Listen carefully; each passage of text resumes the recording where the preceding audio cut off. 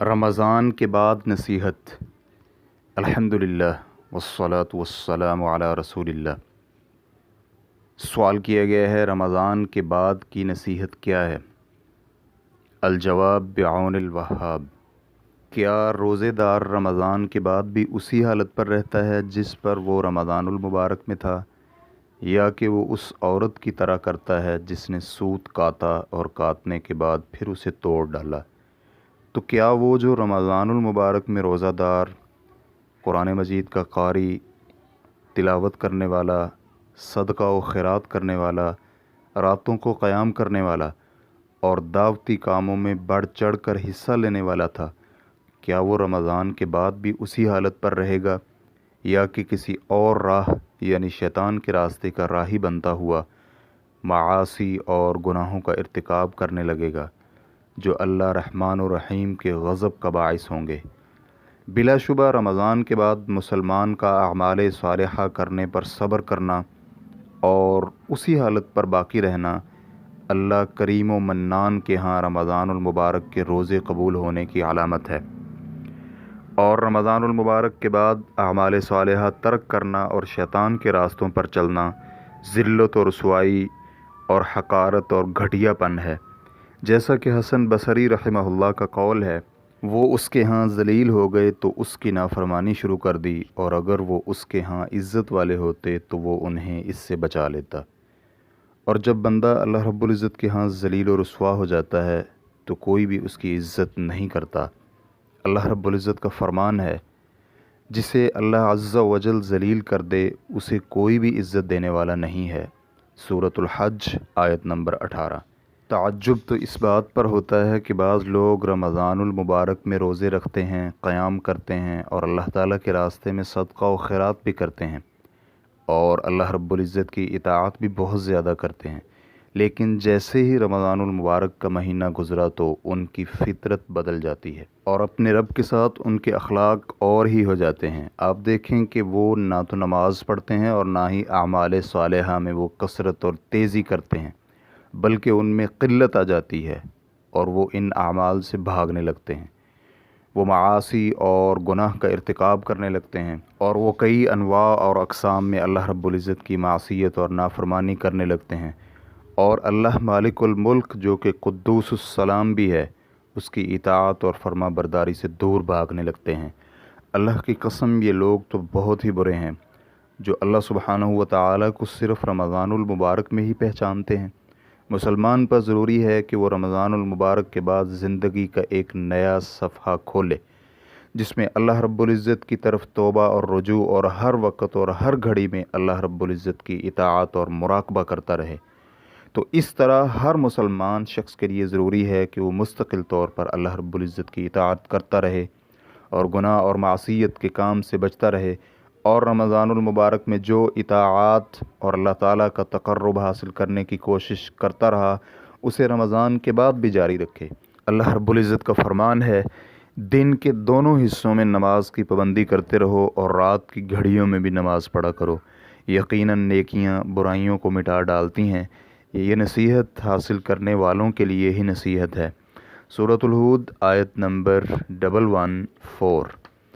और नबी अकरम सल्लल्लाहु अलैहि वसल्लम का फरमान है, और बुराई हो जाए तो बाद में नेकी किया करो, उस बुराई को वो नेकी ख़त्म कर देगी, और लोगों से हुस्न अखलाक से पेश आया करो। इसमें कोई शक व शुबा नहीं कि अल्लाह रब्बुल इज़्ज़त ने मखलूक को जिस मकसद के लिए पैदा फरमाया है वो सिर्फ़ और सिर्फ़ अल्लाह वहदहू ला शरीक की इबादत है, जो कि एक अज़ीम, बुलंद और आला मकसद है, और वो यही है कि हम उबूदियत सिर्फ़ अल्लाह रब्बुल इज़्ज़त की बजा लाएँ। हम देखते हैं कि रमज़ानुल मुबारक में ये काम बहुत अच्छे अंदाज में होता है, और देखते हैं कि लोग जौक दर जौक अकेले और ग्रुपों में मसाजिद का रुख करते हैं। हमने ये भी देखा है कि वो फ़राइज़ की अदायगी में भी वक़्त की पाबंदी करते और सदका व खैरात करने पर भी बहुत हरीस होते हैं। नेकी और भलाई और खैर के कामों में एक दूसरे से सबकत ले जाने की कोशिश करते हैं और उनमें जल्दी करते हैं, और इसी चीज़ में सबकत ले जाने वालों को सबकत ले जानी चाहिए, और ऐसा काम करने वाले इंशाअल्लाह माजूर हैं, अल्लाह के यहाँ उनको अजर दिया जाएगा। लेकिन اب ایک چیز باقی ہے کہ اس نیکی اور بھلائی اور دنیا اور آخرت کی زندگی میں کون ثابت قدم رہتا ہے اور اللہ تعالیٰ کسے ثابت قدمی عطا فرماتا ہے۔ تو رمضان المبارک کے بعد اللہ رب العزت جسے اعمال صالحہ پر ثابت قدم رکھے اس کے لیے بہت بڑی کامیابی ہے۔ اللہ سبحانہ و تعالیٰ کا فرمان ہے، تمام تر صاف ستھرے کلمات اسی کی طرف چڑھتے ہیں اور نیک اور صالح اعمال ان کو بلند کرتا ہے۔ جو لوگ برائیوں کے داؤ گھات میں لگے رہتے ہیں ان کے لیے سخت تر عذاب ہے اور ان کا مکر برباد ہو جائے گا۔ سورۃ الفاطر آیت نمبر 10۔ اس بات میں کوئی شک و شبہ نہیں کہ ہر وقت اور ہر دور میں اعمال صالحہ اللہ رب العزت کے قرب کا سب سے بڑا ذریعہ ہیں۔ پھر یہ بھی ہے کہ جو رب رمضان المبارک کا ہے وہی باقی مہینوں کا بھی ہے۔ اللہ رب العزت نے ہمارے لیے جو عبادت مشروع کی ہے وہ اسلام کے 5 ارکان ہیں، جن میں رمضان المبارک کے روزے بھی ہیں جو ایک وقت محدود میں آتے ہیں۔ تو اس طرح باقی ارکان حج، زکوٰۃ، نماز وغیرہ میں بھی اللہ رب العزت کے سامنے ہم لوگ جواب دہ ہیں، لہٰذا ہمیں وہ بھی کما حقہ ادا کرنا ضروری ہیں تاکہ اللہ رب العزت کی رضامندی حاصل ہو۔ اور پھر ہمیں اس کی کوشش بھی کرنی چاہیے کہ اللہ رب العزت نے ہمیں جس مقصد کے لیے پیدا فرمایا ہے وہ بھی پورا ہو۔ اللہ سبحانہ و تعالیٰ کا فرمان ہے، اور میں نے تو جنوں اور انسانوں کو صرف اپنی عبادت کے لیے ہی پیدا فرمایا ہے۔ سورۃ الذاریات آیت نمبر 56۔ اور نبی علیہ الصلاۃ والسلام نے بھی اپنے صحابہ اکرام کو نیکی اور بھلائی کے کاموں میں سبقت لے جانے اور ایک دوسرے سے آگے نکلنے کی رہنمائی کرتے ہوئے کچھ یوں فرمایا، کچھ درہم دینار سے بھی سبقت لے جاتے ہیں۔ اور نبی علیہ الصلاۃ والسلام کا یہ بھی فرمان ہے کہ اگر صدقہ کرنے والا صحت مند اور صحیح ہو اور اسے فقر کا بھی خدشہ ہو تو اس وقت کا کیا ہوا صدقہ اللہ رب العزت کے ہاں بہت زیادہ وزن رکھتا ہے اور اس کے اعمال صالحہ میں وزن کا باعث ہوگا۔ لیکن وہ شخص جو صدقہ کرنے کو ٹالتا رہتا ہے اور کہتا ہے کہ میں عنقریب صدقہ کروں گا لیکن کرتا نہیں، اور جب اسے بیماری آ دبوچتی ہے تو وہ کہتا ہے کہ فلاں کو اتنا دے دو، فلاں کو اتنا دے دو، فلاں کو اتنا دے دو، تو اس طرح کے آدمی کے بارے میں اللہ رب العزت بچائے کہ اس کے اعمال کو رد کر دیا جائے اور اس کے اعمال تباہ و برباد ہو جائیں۔ اللہ سبحانہ و تعالیٰ فرماتے ہیں، اللہ رب العزت توبہ صرف انہی لوگوں کی قبول فرماتا ہے جو نادانی اور جہالت کی بنا پر کوئی عمل کر بیٹھتے ہیں اور پھر جلد ہی اس سے توبہ بھی کرتے ہیں اور اس سے باز آ جاتے ہیں، تو اللہ رب العزت بھی ان کی توبہ قبول فرماتا ہے۔ اللہ رب العزت بڑے علم والا اور حکمت والا ہے۔ ان کی توبہ قبول نہیں جو برائیاں کرتے چلے جائیں، یہاں تک کہ جب ان میں سے کسی کے پاس موت آ جائے تو کہہ دے کہ میں نے تو اب توبہ کی، اور ان کی توبہ بھی قبول نہیں جو کفر پر ہی مر جائیں۔ یہی وہ لوگ ہیں جن کے لیے ہم نے دردناک عذاب تیار کر رکھا ہے۔ سورۃ النساء آیت نمبر 17 اور 18۔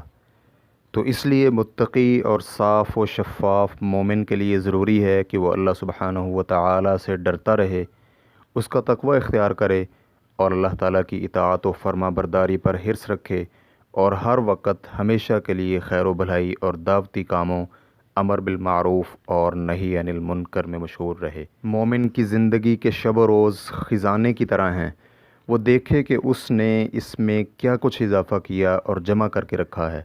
اگر تو اس نے ان شب و روز کے اندر نیکی و بھلائی کے کام کر کے اپنے لیے ذخیرہ میں نیکیوں کا اضافہ کیا تو یہ شب و روز اس کے حق میں گواہی دیں گے، اور اگر اس نے اس کے علاوہ کچھ اور کیا تو وہ سب کچھ اس پر وبال ہوگا۔ ہم اللہ رب العزت سے دعا گو ہیں کہ وہ مجھے اور آپ کو خسارہ اور نقصان سے بچا کر رکھے، آمین۔ پھر علماء کرام رحمہم اللہ کا یہ بھی قول ہے، قبول اعمال کی علامت یہ بھی ہے کہ اللہ رب العزت نیکی اور اعمال صالحہ کے بعد اور نیکی کرنے کی توفیق دیتا ہے، تو اس طرح نیکی بہن بہن کی آواز لگاتی ہے اور برائی بھی بہن بہن کی آوازیں لگا کر اپنی دوسری برائیوں کو دعوت دیتی ہیں۔ اللہ رب العزت اس سے بچا کر رکھے۔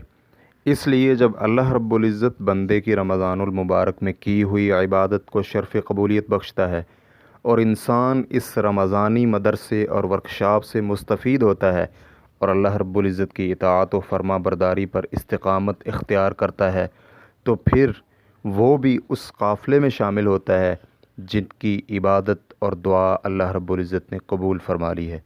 اللہ سبحانہ و تعالیٰ کا فرمان کچھ اس طرح ہے، واقعی جن لوگوں نے کہا کہ ہمارا رب پروردگار اللہ تعالیٰ ہے اور پھر اسی پر قائم رہے، ان کے پاس فرشتے نازل ہوتے ہیں اور یہ کہتے ہیں کہ تم پر کچھ بھی اندیشہ نہیں اور غم بھی نہ کرو، بلکہ اس جنت کی بشارت سن لو جس کا تم سے وعدہ کیا گیا ہے۔ تمہاری دنیاوی زندگی میں بھی ہم تمہارے رفیق تھے اور آخرت میں بھی رہیں گے۔ جس چیز کو تمہارا جی چاہے اور جو کچھ تم مانگو سب کچھ تمہارے لیے جنت میں ہے۔ سورۃ الفصلت آیت نمبر 30 اور 31۔ اور ایک دوسرے مقام پر اللہ سبحانہ و تعالی کا فرمان کچھ یوں ہے، بلا شبہ جن لوگوں نے یہ کہہ دیا کہ ہمارا رب پروردگار اللہ تعالیٰ ہے اور پھر اس پر استقامت اختیار کر لی، نہ تو ان پر کوئی خوف ہوگا اور نہ ہی وہ غمگین ہوں گے۔ سورۃ الاحقاف آیت نمبر 13۔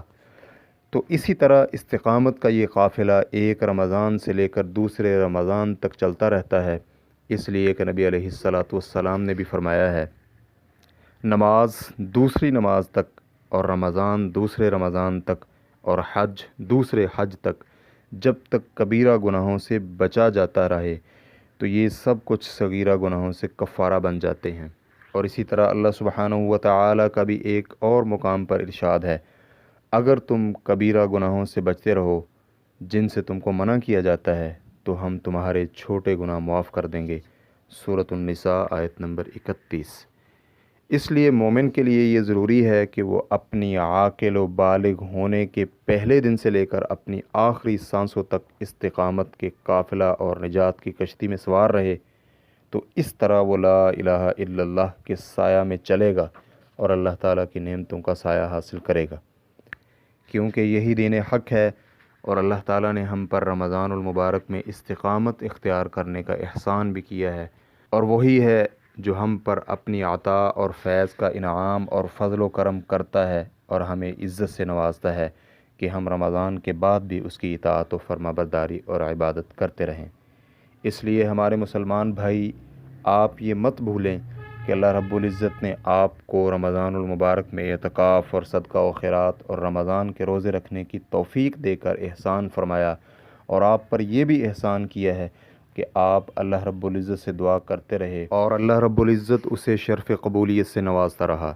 بھائی، آپ یہ بھی نہ بھولیں کہ یہ نیکیاں اور یہ توفیق ایسی چیز ہے جس کا آپ کو خیال رکھنا ضروری ہے اور اس کی حفاظت کرنا بھی نہ بھولیں۔ اس لیے اس کی حفاظت کا حق ادا کریں، لہٰذا ان نیکیوں کو برائیوں اور باطل اعمال کے ذریعے ختم نہ کریں۔ اس لیے آپ خیر و بھلائی کا بیج بونے کی کوشش کریں اور سعادت و فلاح اور کامیابی کے راستے پر چلتے ہوئے استقامت اختیار کریں، جس سے آپ کو اللہ رب العزت اور دار آخرت حاصل ہوگا۔ تو پھر اس وقت آپ کو یہ کہا جائے گا کہ آپ اس جنت کے ساتھ خوش ہو جائیں جس کی چوڑائی آسمان اور زمین کے برابر ہے اور متقی اور پرہیزگاروں کے لیے تیار کی گئی ہے۔ اور پھر آپ اللہ رب العزت کی اس منادی میں شامل ہوں گے، اے بھلائی اور خیر کے کاموں سے دور بھاگنے والے، واپس آ جاؤ، اس لیے کہ اللہ رب العزت آگ سے چھٹکارا دے رہا ہے، اور اے شر اور برائی کرنے والے، رک جا اور اسے کم کر دے۔ اور آپ نے نبی علیہ السلام کے اس قول پر بھی عمل کر لیا، جس نے بھی رمضان المبارک میں ایمان اور ثواب کی نیت سے قیام کیا اس کے پہلے سب گناہ معاف کر دیے گئے، اور جس نے بھی لیلۃ القدر کا ایمان اور ثواب کی نیت سے قیام کیا اس کے پہلے سب گناہ معاف کر دیے گئے۔ ہم اللہ رب العزت سے دعا گو ہیں کہ جس نے ہم اور آپ پر رمضان المبارک کے روزے، اعتکاف، عمرہ، صدقہ اور خیرات کرنے کی توفیق بخش کر احسان کیا، اور ہم پر ایمان اور ہدایت اور تقوی کا بھی احسان کیا، اور پھر احسان عظیم کرتے ہوئے ہمارے اعمال صالحہ بھی قبول فرمائے، اور ان اعمال پر ہمیں استقامت کی توفیق بھی بخشی، اس لیے کہ اعمال صالحہ پر استمرار اور انہیں مستقل کرنا اللہ تعالیٰ کی بہت بڑی قربت ہے۔ نبی علیہ السلام کے پاس ایک شخص آ کر کہنے لگا، مجھے وصیت و نصیحت فرما دیں۔ تو نبی علیہ السلام نے فرمایا، کہو کہ میں اللہ رب العزت پر ایمان لایا، اور پھر اس قول پر استقامت اختیار کرو۔ صحیح بخاری اور صحیح مسلم۔ اور ایک روایت میں ہے کہ کہو کہ میں اللہ رب العزت پر ایمان لایا، پھر اس پر جم جاؤ اور استقامت اختیار کرو۔ وہ کہنے لگا، اے اللہ کے رسول صلی اللہ علیہ وآلہ وسلم، یہ تو سب لوگ ہی کہتے ہیں۔ نبی علیہ الصلوۃ والسلام نے فرمایا، تم سے پہلے لوگوں میں سے ایک قوم نے یہ کہا، لیکن انہوں نے اس پر استقامت اختیار نہیں کی۔ مسند احمد۔ تو اس لیے مومنین پر ضروری ہے کہ وہ اللہ رب العزت کی اطاعت اور استقامت پر قائم رہیں۔ اللہ رب العزت کا فرمان ہے، ایمان والوں کو اللہ رب العزت پکی بات کے ساتھ مضبوط رکھتا ہے، دنیا کی زندگی میں بھی اور آخرت میں بھی۔ ہاں، ناانصاف لوگوں کو اللہ تعالیٰ بہکا دیتا ہے اور اللہ تعالیٰ جو چاہے کرتا ہے۔ سورہ ابراہیم آیت نمبر 27۔ جو اللہ تعالیٰ کی اطاعت و فرما برداری پر استقامت اختیار کرتا ہے، اسی کی وہ دعا بھی قبول ہوتی ہے جو ایک دن میں 25 بار سے بھی زیادہ مرتبہ دہرائی جاتی ہے، اور وہ دعا یہ ہے، اے اللہ ہمیں صراط مستقیم پر ثابت قدم رکھ، جو ہم سورۃ الفاتحہ میں ہر رکعت کے اندر پڑھتے ہیں۔ ہم اسے زبان سے کیوں ادا کرتے ہیں اور اس پر ہمارا اعتقاد جازم کیوں ہے؟ اس لیے کہ جب ہم اس پر استقامت اختیار کریں گے تو اللہ رب العزت ہمیں معاف فرما دے گا، لیکن مشکل یہ ہے کہ ہم اس کی عملی تطبیق میں سستی کرتے ہیں۔ لہٰذا ہم پر ضروری ہے کہ ہم اللہ تعالیٰ کا تقوی اختیار کرتے ہوئے اس پر عملی اور اعتقادی اور قولی طور پر تطبیق کریں، اور پھر اس صراط مستقیم کے قافلے میں شامل ہوں، اور ہم ایاک نعبد و ایاک نستعین کی راہ پر اہدنا الصراط المستقیم کی چھاؤں میں چلتے ہوئے آسمانوں اور زمین جتنی چوڑی جنتوں کے مالک بن کر اس میں داخل ہوں۔ اور اس جنت کی چابی لا الہ الا اللہ ہے، اس پر عمل کر کے اسے ضرور حاصل کریں۔ جب تک ہم اس کے معانی اور لوازمات پر عمل نہیں کرتے، اس وقت تک جنت میں داخلہ ناممکن ہے۔ اللہ رب العزت سے دعا ہے کہ ہمارا اور آپ کا خاتمہ بالخیر فرمائے، آمین۔ رمضان المبارک کے بعد لوگوں کی کئی قسمیں بن جاتی ہیں، جن میں سے سب سے بڑی 2 قسمیں ہیں۔ پہلی قسم، ایک قسم تو وہ ہے کہ آپ انہیں رمضان المبارک میں اللہ رب العزت کی اطاعت کرنے میں مجتہد پائیں گے۔ آپ انہیں جب بھی دیکھیں گے، یا تو وہ سجدے میں ہوں گے اور یا پھر قیام کر رہے ہوں گے، یا پھر قرآن پاک کی تلاوت کرتے ہوئے آپ ان کو پائیں گے، اور یا پھر آپ انہیں روتا ہوا پائیں گے کہ آپ کو سلف صالحین کی عبادت یاد آ جائے گی، اور آپ ان کی شدت اجتہاد اور کوشش کی وجہ سے ان کے ساتھ شفقت اور پیار اور محبت کرنے لگیں گے۔ لیکن جیسے ہی شرف و فضیلت کا مہینہ رمضان المبارک ختم ہوا، تو وہی لوگ اپنے معاصی اور گناہوں کی زندگی کی طرف لوٹ آتے ہیں، گویا کہ وہ اطاعت کے قید خانہ میں بند تھے۔ تو اس طرح وہ شہوات و ہفوات اور غفلت کی طرف واپس آ کر یہ گمان کرتے ہیں کہ اس میں ہی ان کے غم اور ہم اور پریشانی کا علاج ہے، اور وہ یہ بھول جاتے ہیں کہ معاصی اور گناہ ہلاکت کا سبب ہیں، اور یہ بھی بھول جاتے ہیں کہ گناہ اور معاصی زخم ہیں، اور پھر ان میں سے کچھ ایسے زخم بھی ہیں جو انہیں قتل بھی کر سکتے ہیں۔ تو دیکھیں کتنے گناہ ایسے ہیں جن کی بنا پر بندہ موت کے وقت کلمہ لا الہ الا اللہ سے محروم ہو جاتا ہے۔ وہ رمضان المبارک کا پورا مہینہ اطاعت و فرما برداری، ایمان، قرآن کی تلاوت اور اللہ تعالیٰ کا قرب حاصل کرنے والی سب عبادتوں میں گزارنے کے بعد دوبارہ پیچھے کی طرف اوندے منہ گر جاتے ہیں، اور سالانہ یعنی فصلی بٹیرے کی طرح عبادت کرنے والے، جنہوں نے صرف موسم میں ہی عبادت کرنی ہوتی ہے، وہ صرف اللہ رب العزت کو اسی موسم میں جانتے ہیں اور اس کی اطاعت صرف اسی موسم میں کرتے ہیں، یا پھر کسی سزا کے ڈر سے۔ لیکن جب یہ موسم چلا جائے تو اطاعت و فرما برداری بھی ختم۔ افسوس، ان کی یہ عادت تو بہت ہی بری اور غلط اور خطرناک ہے۔ ایک شاعر نے کیا ہی خوب کہا ہے، صلی المصلی لامر کان یطلبہ فلما انقضى الامر لا صلی ولا صام۔ نمازی نے نماز صرف کسی مطلب کے لیے پڑھی، اور جب وہ مطلب پورا ہو گیا تو نہ نماز رہی اور نہ ہی روزہ۔ افسوس، تو بتائیں کہ جب رمضان المبارک کے بعد پھر انہی غلط کاموں اور شنیع حرکتوں کی طرف پلٹنا ہے، تو پھر اس پورے مہینے کی عبادت کا کیا فائدہ؟ لوگوں کی دوسری قسم۔ رمضان کے بعد لوگوں کی دوسری قسم وہ ہے جنہیں رمضان المبارک کے جانے کا افسوس ہوتا ہے، اور انہیں تکلیف محسوس ہوتی ہے، اس لیے کہ انہوں نے رمضان المبارک میں عافیت کی مٹھاس چکھی ہے، جس کی بنا پر ان کے صبر کی کڑواہٹ جاتی رہی، اس لیے کہ انہوں نے اپنے آپ کی حقیقت کو پہچان لیا کہ وہ اپنے رب کے محتاج ہیں اور اسی کی اطاعت بھی انہیں کرنی ہے۔ اسی لیے انہوں نے روزے بھی حقیقی روزے رکھے اور رمضان المبارک میں راتوں کا قیام بھی شوق سے کیا۔ اس لیے رمضان المبارک کے الوداع ہونے سے ان کے آنسو جاری ہو جاتے ہیں اور ان کے دل دہل جاتے ہیں، اور ان میں گناہوں کا اسیر یہ امید رکھتا ہے کہ وہ آگ سے آزادی حاصل کر کے نجات حاصل کر لے گا اور قبول اعمال کے قافلہ میں شامل ہو جائے گا۔ میرے بھائی، آپ اپنے آپ سے سوال کریں کہ آپ ان دونوں قسموں میں سے کس قسم کے ساتھ تعلق رکھتے ہیں، اور اللہ کی قسم کیا یہ دونوں برابر ہو سکتے ہیں؟ اللہ رب العزت کے اس فرمان کے بارے میں مفسرین کا قول ہے، وہ فرمان یہ ہے، کہہ دیجئے ہر شخص اپنے طریقے پر عمل کرتا ہے۔ سورۃ الاسراء آیت نمبر 84۔ مفسرین کہتے ہیں کہ اس کا معنی یہ ہے کہ ہر شخص اپنے پائے جانے والے اخلاق کے مماثل اعمال کرتا ہے، اور اس میں کافر کی مذمت اور مومن کی مدح کی گئی ہے۔ میرے بھائی، آپ کے علم میں ہونا چاہیے کہ اللہ رب العزت کے ہاں محبوب اور پسندیدہ عمل وہ ہیں جو ہمیشہ کیے جائیں، چاہے وہ تھوڑے ہی کیوں نہ ہوں۔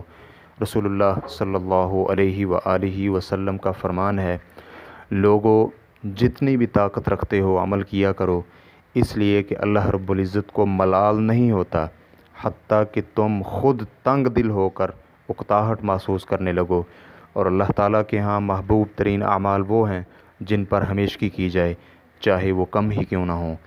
اور جب آل محمد صلی اللہ علیہ وآلہ وسلم کوئی عمل کرتے ہیں تو اس پر ہمیشگی اور دوام کرتے ہیں۔ صحیح مسلم۔ اور جب نبی علیہ السلام سے یہ سوال کیا گیا کہ اللہ رب العزت کے ہاں سب سے محبوب اور پسندیدہ ترین اعمال کون سے ہیں، تو نبی علیہ السلام نے فرمایا، ہمیشہ کیے جانے والا عمل اگرچہ وہ کم ہی کیوں نہ ہو۔ اور سیدہ عائشہ رضی اللہ عنہا سے سوال کیا گیا کہ نبی علیہ السلام کے اعمال کی کیفیت کیا تھی، کیا وہ ایام میں سے کسی دن کو خاص کیا کرتے تھے؟ تو سیدہ عائشہ رضی اللہ عنہا نے جواب میں فرمایا، نہیں، ان کے اعمال تو ہمیشگی والے ہوتے تھے، اور تم میں سے کون ہے جو یہ طاقت رکھے کہ وہ نبی علیہ السلام کی طرح عمل کر سکے؟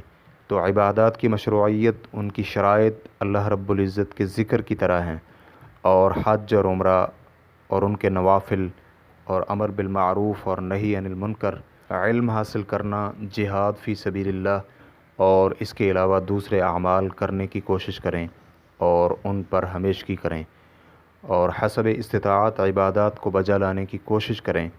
اللہ رب العزت ہمارے نبی محمد صلی اللہ علیہ وآلہ وسلم، ان کی آل اور ان کے صحابہ اکرام رضوان اللہ علیہم اجمعین پر رحمت نازل فرمائے، آمین یا رب العالمین۔ واللہ تعالی اعلم۔ اسلام کیو اے ریکارڈنگز، مؤسسۃ الشیخ صالح المنجد، المملکۃ العربیۃ السعودیہ، فتویٰ نمبر 10505۔